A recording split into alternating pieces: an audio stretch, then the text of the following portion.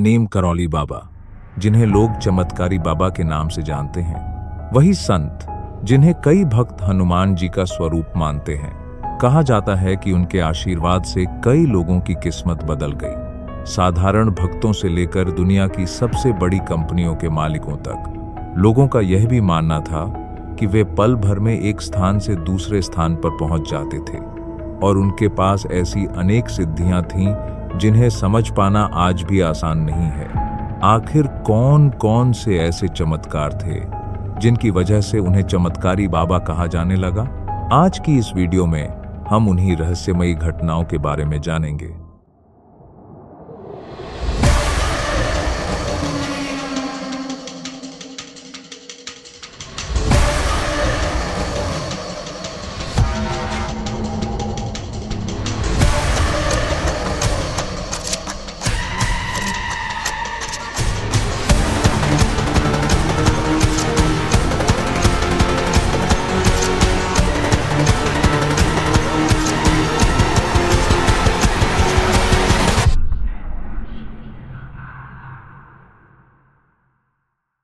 साल 1974 में जब दुनिया तेजी से बदल रही थी, उसी समय एक युवा अमेरिकी भारत की यात्रा पर आया। यह युवक थे स्टीव जॉब्स, जो आगे चलकर एप्पल इंक के संस्थापक बने। आध्यात्मिक सत्य की खोज उन्हें भारत तक ले आई थी और यहां आकर उन्हें नीम करौली बाबा के बारे में पता चला।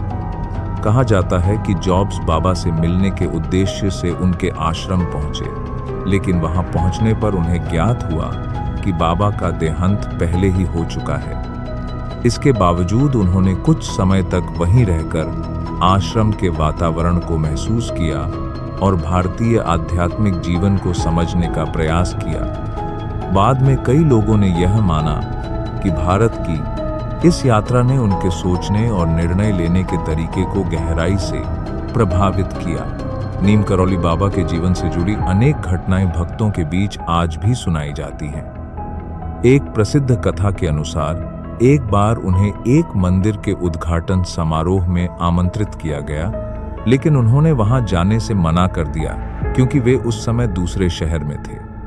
आश्चर्य की बात यह रही कि समारोह में उपस्थित कई लोगों ने दावा किया कि उन्होंने बाबा को वहां देखा और उनसे आशीर्वाद भी लिया, जबकि उसी समय बाबा अपने स्थान से कहीं गए ही नहीं थे।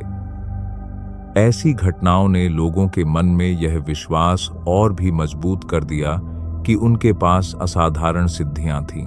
बाबा का जीवन केवल चमत्कारों तक सीमित नहीं था। उनका सबसे बड़ा संदेश था प्रेम, सेवा और भक्ति। वे अपने भक्तों से हमेशा कहते थे कि भगवान तक पहुंचने का सबसे सरल मार्ग है दूसरों की सेवा करना और राम नाम का स्मरण करना। उनका मानना था कि जब इंसान निस्वार्थ भाव से दूसरों की मदद करता है, तब उसके जीवन की कठिनाइयां अपने आप कम होने लगती हैं और जीवन में सकारात्मक परिवर्तन आने लगते हैं। आज भी दुनिया भर में लाखों लोग मानते हैं कि सच्चे मन से याद करने पर बाबा की कृपा आज भी महसूस की जा सकती है। शायद यही कारण है कि समय बीतने के बाद भी उनकी कहानियां और उनके संदेश लोगों के जीवन को प्रेरित करते रहते हैं। बाबा के जीवन से जुड़ी एक और बात उनके भक्त अक्सर बताते हैं कि बाबा अपने भक्तों की मदद केवल सामने रहकर ही नहीं, बल्कि दूर से भी करते थे। कई लोगों का अनुभव रहा कि जब वे किसी बड़ी परेशानी में फंस जाते थे और सच्चे मन से बाबा को याद करते थे, तो अचानक परिस्थितियां बदलने लगती थीं और समस्या का कोई न कोई समाधान अपने आप सामने आ जाता था। एक बार एक भक्त बहुत बड़ी आर्थिक समस्या में फंस गया था। उसने आश्रम आकर बाबा से मदद की प्रार्थना की। बाबा ने केवल मुस्कुराकर कहा, चिंता मत करो, सब ठीक हो जाएगा। उस समय उस व्यक्ति को समझ नहीं आया कि बिना किसी सहायता के सब कैसे ठीक होगा, लेकिन कुछ ही दिनों के अंदर उसे अचानक ऐसा अवसर मिला जिससे उसकी सारी आर्थिक परेशानी दूर हो गई। बाद में वह व्यक्ति हमेशा कहता था कि यह सब बाबा के आशीर्वाद के बिना संभव नहीं था। बाबा की सबसे खास बात यह थी कि वे कभी अपने चमत्कारों का प्रदर्शन नहीं करते थे। वे हमेशा कहते थे कि असली शक्ति चमत्कार दिखाने में नहीं, बल्कि लोगों के जीवन में प्रेम और विश्वास जगाने में है। यही कारण था कि जो भी व्यक्ति उनके संपर्क में आता, वह केवल घटनाओं से नहीं, बल्कि उनके सरल स्वभाव और करुणा से प्रभावित हो जाता था।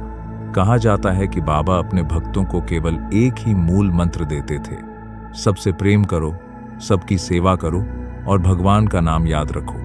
उनका मानना था कि अगर इंसान इस एक सिद्धांत को अपने जीवन में उतार ले, तो जीवन की आधी परेशानियां अपने आप समाप्त हो जाती हैं। समय के साथ साथ बाबा का शरीर भले ही इस दुनिया में नहीं रहा, लेकिन उनके द्वारा बनाए गए आश्रम और उनके संदेश आज भी लाखों लोगों को प्रेरणा दे रहे हैं। देश विदेश से हजारों लोग आज भी उनके आश्रमों में केवल एक शांति का अनुभव करने के लिए पहुंचते हैं। बहुत से भक्त यह भी मानते हैं कि सच्चे मन से उन्हें याद करने पर आज भी उनकी कृपा और मार्गदर्शन महसूस किया जा सकता है।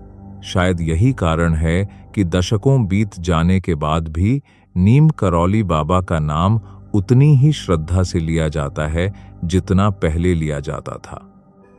उनका जीवन हमें यह सिखाता है कि असली आध्यात्मिकता किसी दिखावे में नहीं, बल्कि दूसरों की मदद करने, प्रेम फैलाने और ईश्वर पर विश्वास रखने में छिपी होती है। और यही वे कारण हैं जिनकी वजह से आज भी लोग उन्हें केवल एक संत नहीं, बल्कि एक ऐसी आध्यात्मिक शक्ति मानते हैं जिन्होंने अनगिनत लोगों की सोच और जीवन की दिशा बदल दी।